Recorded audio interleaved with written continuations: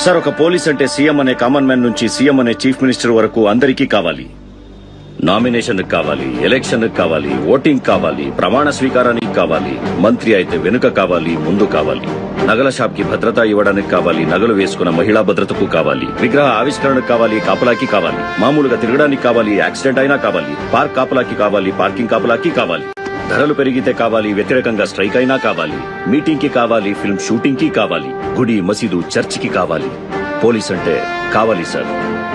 సమస్య అంటూ వస్తే మాత్రం పోలీస్ కావాలి. కానీ పోలీస్ కి సమస్య వస్తే ఎవరికీ అక్కర్లేదు.